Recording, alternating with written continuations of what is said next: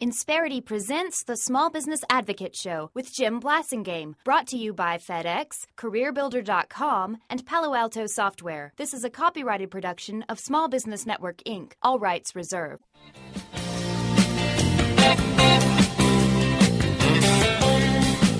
And then the man steps right up to the microphone. We're back. It's 17 till the hour. Thank you very much for hanging out with me. I'm Jim Blasingame, and I am the Small Business Advocate. Please check out my website, smallbusinessadvocate.com. I think you'll find plenty of things there that will help you. Whatever you got going on, wherever you are in the time continuum of ownership, we got something that you can read or listen to or watch. Don't forget to subscribe to my newsletter. Don't forget to, it's free, by the way. Don't forget to take the poll question right there on the homepage. When you click your answer, you'll see how the poll is going so far. We're having a great visit with our good friend Ray Keating, Chief Economist for the Small Business and Entrepreneurship Council, SBEcouncil.org, an organization I've been telling you about since 1997. Ray, thanks again for hanging out with us. Every year, you do an outstanding evaluation of the 50 states, and you rank them with regard to their entrepreneurial soil, their fertility for small business, based on the policies of the government and et cetera, right? Yep, absolutely.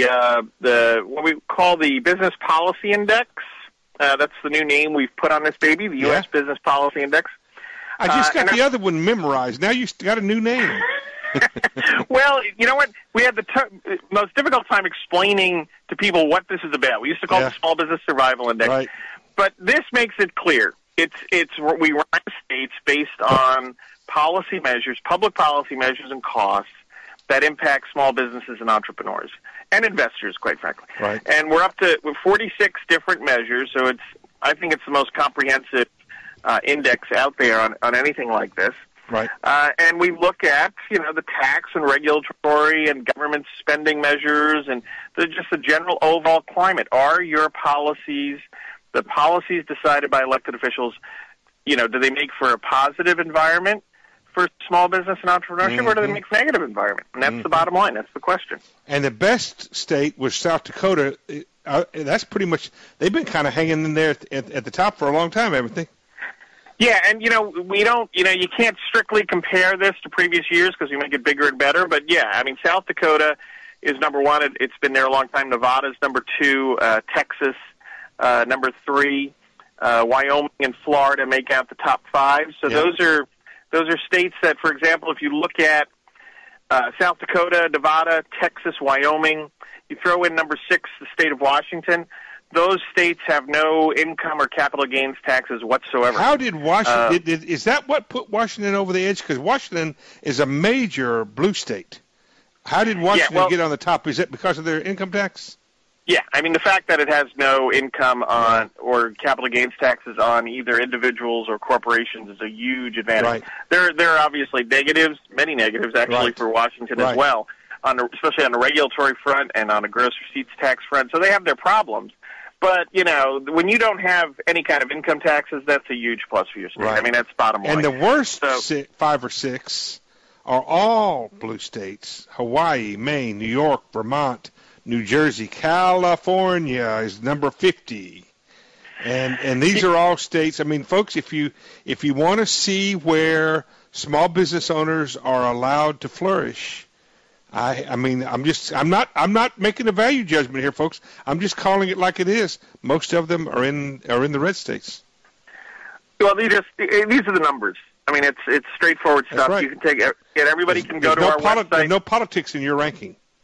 Right. You go to our website, SBEcouncil.org, and you go and you look at the report. You can download it. We have a nice map, an interactive map, where you can click on the state and see where they're positioned. What happened in Nebraska? How come Nebraska's number 39? Number 39. What did Nebraska do wrong? I would have thought they would have been a pretty good, because they're a pretty consistent red state.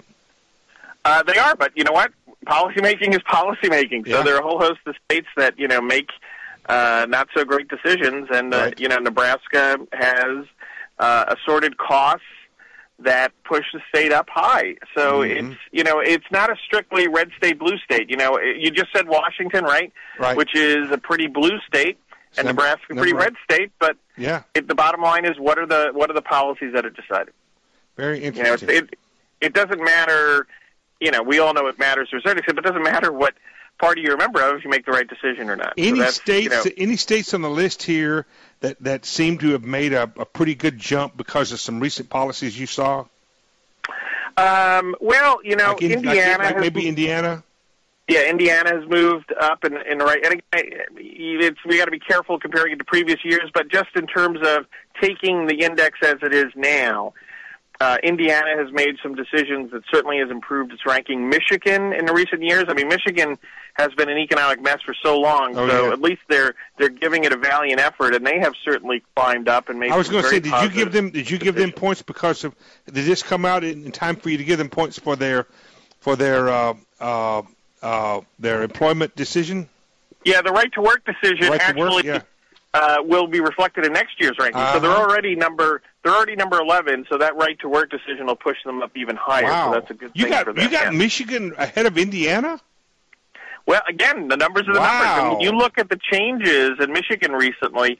We just talked about the right to work, but they've also made some very big strides in improving their tax system and making it far more competitive. So now if they go to your website and they look for this survey, they can get into the internals to see how their state was ranked and what. And so if somebody wants to see what do they need to work on in their state to get it to be not just to go up in rank, but to improve the soil for fertility for entrepreneurship. Absolutely. And you'll see where the states rank internally. We have 46 different measures. Yep. So many of those measures, you see where they rank. So check that out at SBEcouncil.org, folks. It's called the SBE Council ranks the states for policy friendliness. Quick break, 10 till. I'm right back with Ray Keating. I'm Jim Blasingame. Stay with me. I don't know why they don't explode.